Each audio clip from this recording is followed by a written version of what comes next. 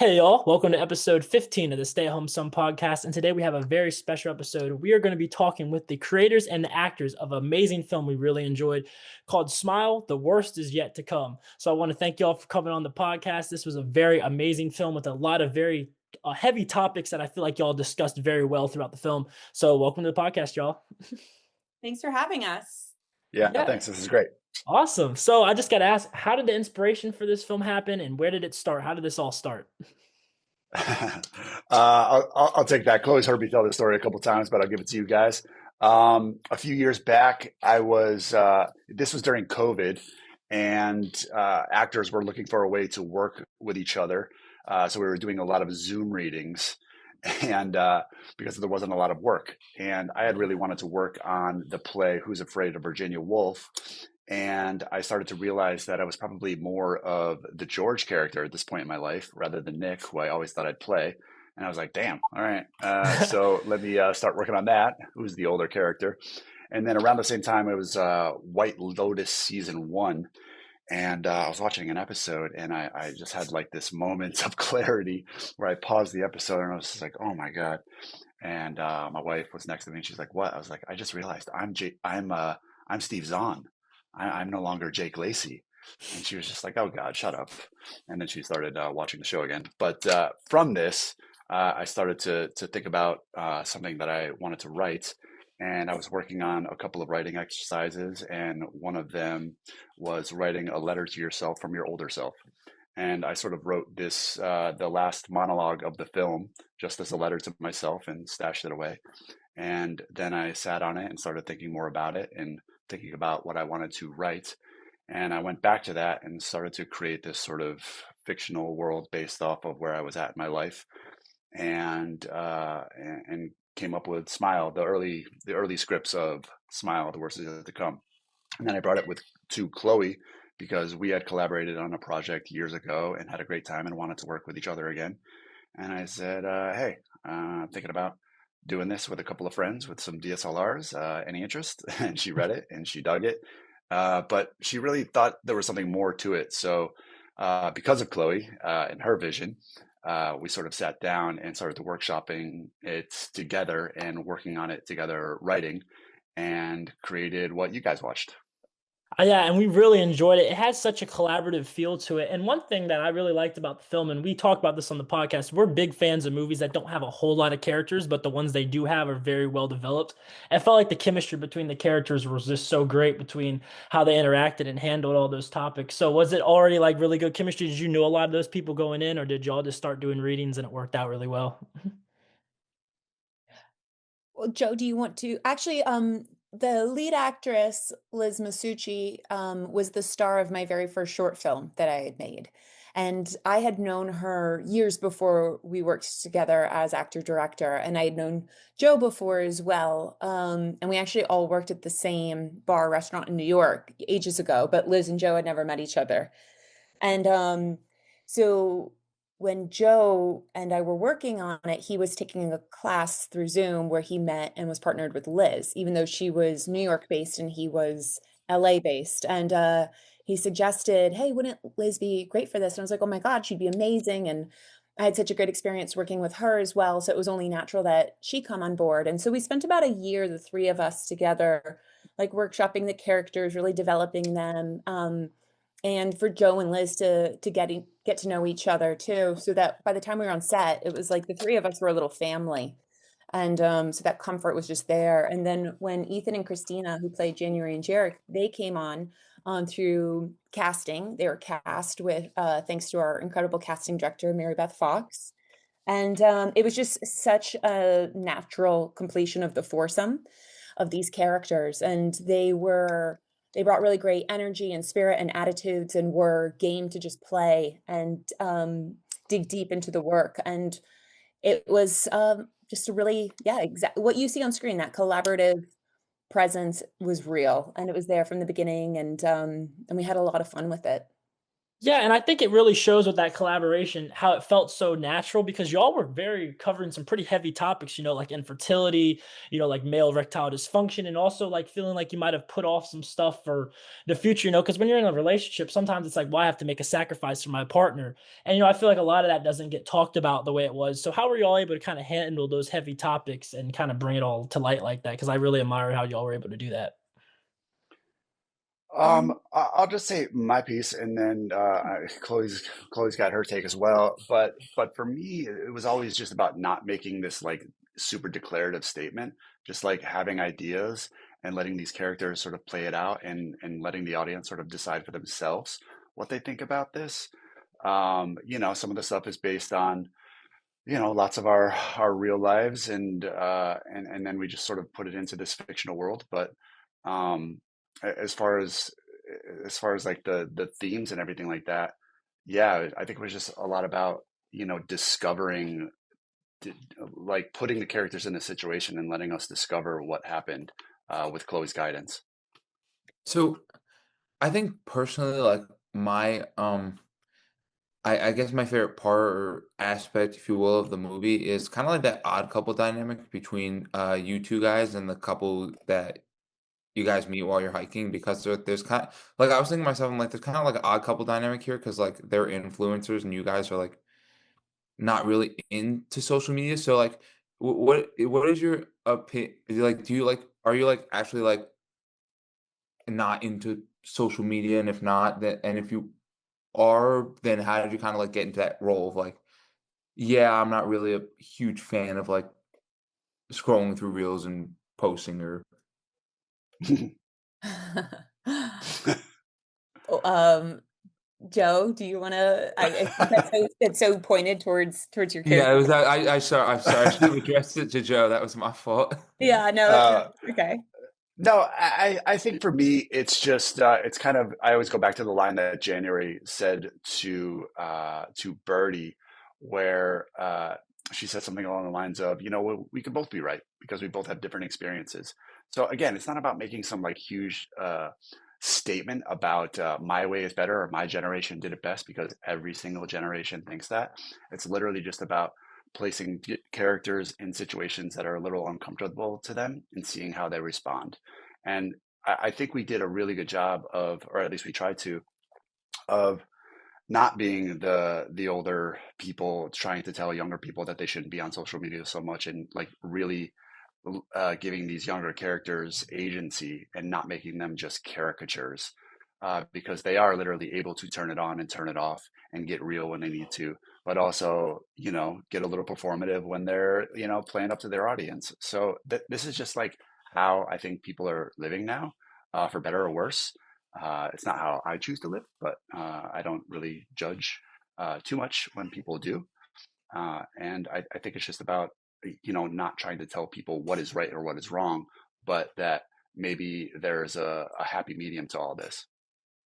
Yeah, and I like how when they're having that balcony scene when they're talking, your character's talking to the influencer's a husband character, and he kind of calls your character out a little bit because you're like, is that relationship even real? Because you're living through the phone, every moment has to be documented, and is that even real? And then he says, well, is it fair for you to make her put her life on hold for your dreams and stuff like that? And I thought that was really cool because it really shows like, hey, this character is paying attention to this situation. This character does have depth, so it wasn't just like, oh, these are just the influencer family that doesn't have a lot to offer outside of just their posts. It really shows that they do have that emotional intelligence. So I thought that was really cool that y'all were able to do that because it didn't feel like it was one way or the other way. It was like, hey, this is my belief. Hey, this is your belief. Let's put it together and maybe try to find some common ground. Yeah, Yeah. that was definitely, we definitely put a lot of thought into that. So thanks for pointing that out. And in that specific scene that you're talking about, Jarek, the influencer character, well, first Ben is, sort of calling him out and saying, well, what's real? And it's about real life and real life. And then Jarek says, well, what is real? This is real life. This is our real life. And kind of going back to that question mark of what Joe was saying is that was something that we want the audience to think about is like we might want to compartmentalize things, but to these influencers or to this generation or to the people who do invest a lot of time online and in these sort of this media space, this is their real life without belittling it in any way. And we tried to reflect that too with the camera in terms of like when we're in camera. I didn't want to put any sort of frame or barrier around that. So it was just like a specific lens, the character holding the map box, so that there is no distinction and there is no separation between the in the phone camera world and the real world, because it's become so seamless in everyday life. And so I tried to use the camera to articulate that as well. Yeah, and it shows because it just plays out really nice, and it almost feels so it's very intimate, the whole film. Like, it really feels like you know these characters. It really feels like you're right along for these characters, and it has a very, like, nice homey feel with all the stuff that's going on. And one thing I like about it too is it kind of shows, like, when men get older sometimes with like erectile dysfunction and stuff. It really shows that in a raw, honest light. Like, it doesn't hide from it. And I appreciate that because I feel like that's an issue that is talked about, but it's very hidden because a lot of guys don't want to discuss that. A lot of guys don't want to show what that's really like. And I felt like this film does a really good job of doing that. So was that intentional? Was that something y'all were kind of trying to shed a light on, or was that just good directing? Both, I think. Yeah, I will definitely say it was definitely good directed. I will give you that. Oh, thank you. No, we did, Joe and I did have conversations about this because so often when infertility is discussed in a film, it's often the burden is put on the shoulders of the woman as something that's wrong with her body. And we didn't want to create, like, I specifically didn't want to point the finger at the woman and or point it at the man or point it at any partner in the relationship, but just show that you don't understand why it's happening, but it is happening, and it feels like a failure of the body. So when it's Birdie and she's in the car after the miscarriage and she has her like sort of emotional breakdown moment to the Turn Down for What song, that's her way of feeling like her body has just betrayed her, even though she's done what the things she's supposed to do. And with Ben's character going through erectile dysfunction, it's this same way of feeling like no matter what he does or no matter how hard he works, no matter what he tries, he's never quite good enough. And that's even manifesting itself physiologically. So it's as if his own body is betraying him, in addition to just the world and all the challenges that are being hurtled at him. So yeah, we had a lot of conversations about that and about how to portray it, because we did want to take it seriously, but at the same time, like, have fun with it. And across the board, that was the decided tone, is that it wasn't a capital D drama and it wasn't a capital C comedy. It's everyday life, and you can be dealing with something that's really hard and stressful and dramatic, but at the same time, something so absurd can be happening in that moment that it just causes you to just sort of laugh about it, or even as the title says, just smile, because that's all you can really do in troubling and painful times.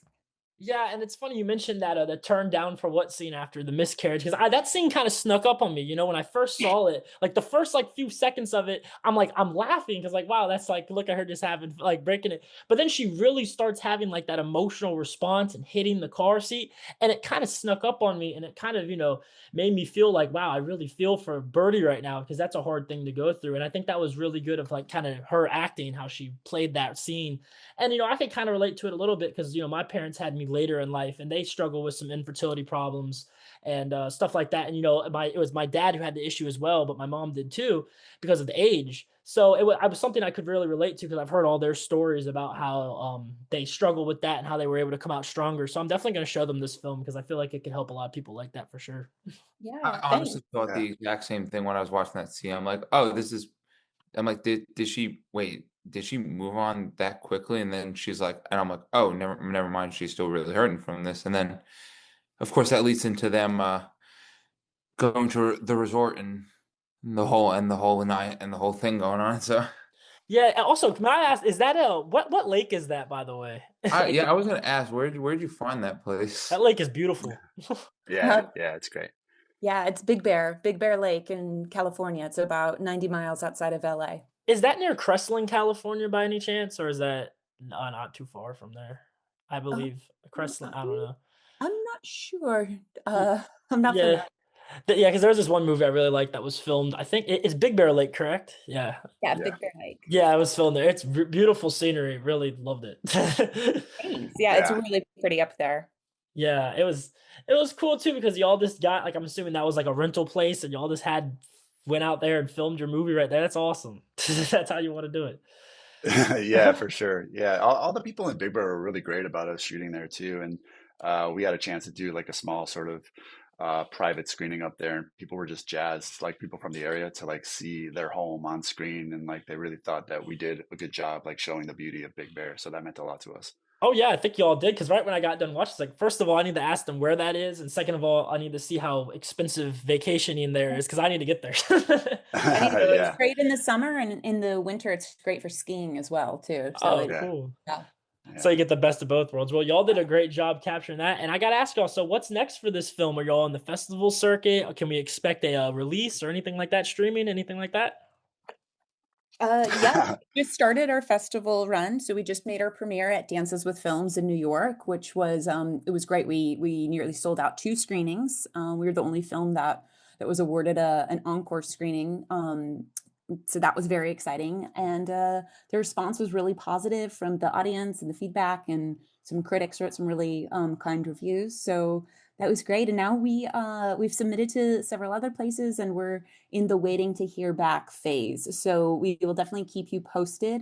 And then once our festival run is done, then we will be looking at distribution and finding a home and a nice platform where everyone can go watch this. But in the meantime, definitely give us a follow on Instagram. The handle is at Smile the Worst Is Yet to Come. And that's where you can stay tuned and hear where we're going to be screening, if we're screening in a theater near where you live, and just the general happenings of the film, and where we find our home. So yeah, stay tuned. Awesome. Yeah, we love to keep our followers up to date with everyone that comes on the show. We like to support people who came on as well. So we'll definitely be shouting y'all out every chance y'all do. Anytime y'all win something, we'll put it up there for the people to know. So y'all got our support. Y'all You got guys our are support. awesome. Thank Thank you. you Thanks so so much. much. Yeah, of I course. I just gotta ask before we wrap up here.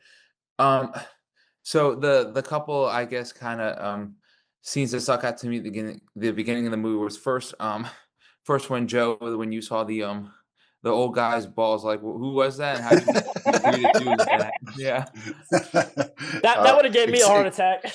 Yeah, extensive casting search, I'll tell you right now. Yes. No, we met people online and just kind of had just talk with people. We did not make people obviously act out the scene or audition, but he was down. He Like was we were game. telling, yeah, Chloe was like, just want to let you know this is full nudity, frontal, blah blah blah. And the guy's just like, I'm just gonna stop you right there.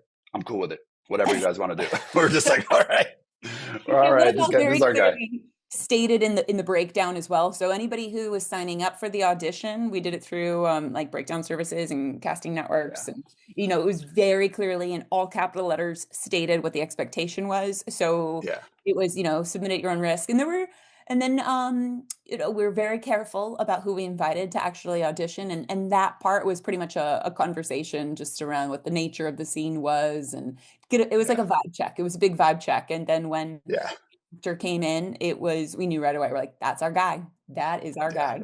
Well, I So yeah. appreciate it because I'm making my second feature film right now. I'm in the process of writing the script for it, Nice. and if I congrats. if I ever need an actor for a ball sack scene, I know who to call. So, Oh yeah. Oh yeah. I but think yeah, you can go lastly, ahead, Thomas.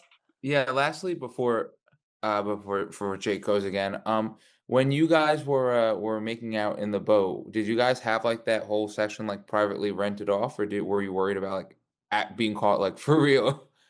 No, Oh no, yeah, we spoke to the owners and they let us shoot there. They yeah. were really great. That Yeah, that was it was technically private property. yeah, And it's a marina owned by a local up in Big Bear, Captain Jack. And yes, yeah, it's that's right. a private area. So it was a private area within his private property. That is a marina where people can go and rent boats and stuff. So Yeah, it was a fun day. Cool. yeah, yeah. It was a fun day. And one question I always like to ask our filmmakers or actors, everyone that comes on the show, was there any like one day in particular that was really challenging on set, that was really hard, or one day that in particular that was really fun and really stuck out? Like, what were the two best? What was the best and the worst day on set? I guess I could ask. Ooh. Oof. Do you want to go first, Joe, from your take as an actor, or do you want me to go? No, just outside of the obvious stuff with the four of us together, I always go back to the to that final sort of big fight with Ben and Birdie, just because it was like two actors like fully committing to like a really vulnerable scene together. Like that sort of stuff that's the sort of stuff that I think as actors like we live for. And working with someone like Liz, who you know is just gonna bring it and is just gonna like bring all of her heart and like talent to the scene. It just makes your job as an actor so exciting to know that you have someone playing across from you who's so just willing to go there. So for me, like that was just a lot of fun, even though it was like a really hard scene to do. Definitely. Yeah, Yeah. I love that scene. That was a scene I feel really proud of as a director, and I'm also just really proud of Liz and Joe, my actors in that scene, because they were phenomenal. They were so committed, and what you see on screen is exactly like what was in my brain. Um, shot listing and planning, and they just exceeded my expectations. So that scene, yeah, that was so much fun, even though it was heartbreaking to shoot. But it's the fun stuff that actors they love to get into. I have to say though, I think one of the most challenging days for me was we lumped all the intimacy scenes into one day. Oh wow. Yeah. And it was a day, it was only Liz and Joe. They were the only actors on set. And so we did all of them just and when you see the film, you see there's like an entire sequence of intimate moments. And so we put them all together in one day. And that was challenging because it's so highly technical. Um, and it's so highly choreographed. And you just want to create a space that's really safe for the actors, it's safe for the crew, but it still has that freedom for people to play, but in a way where, the marks they have to be exact.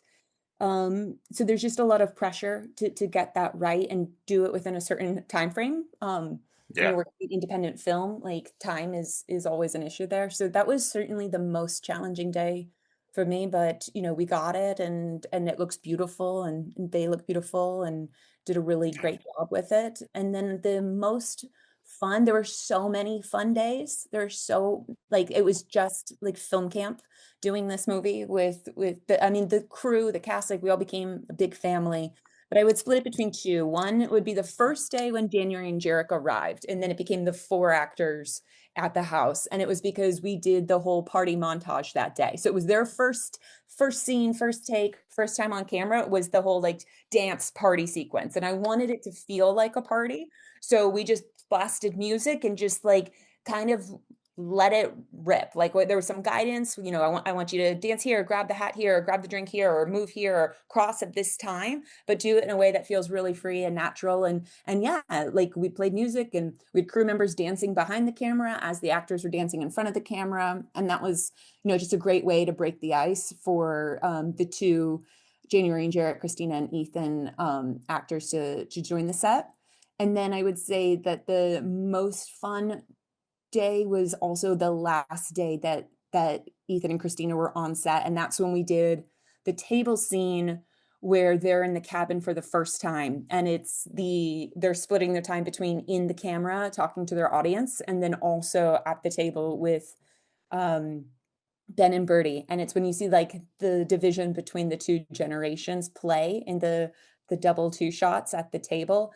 And it was just so fun to do because I let everybody like improvise. We were pretty committed to the script, but then there was still a lot of improvisation that happened, particularly with Ethan and Christina, and they were so funny that we were like getting the giggles off camera. And even our sound guy at one point was like holding back laughter, trying not to ruin the take for sound. And I would just look at him, he's holding the boom above his head, and his face is like bright red, trying not to laugh. And so it was so much fun.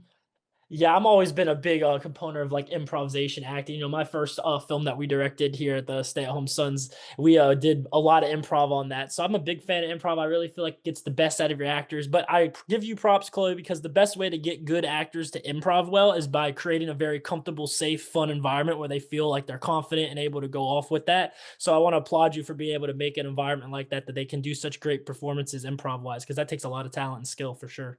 Thank you. Thank you. Yeah, so I hope you all enjoyed today's episode of Stay at Home Son podcast. I will link all the links in the description below, and y'all be sure to check out Smile, the worst is yet to come. And remember, stay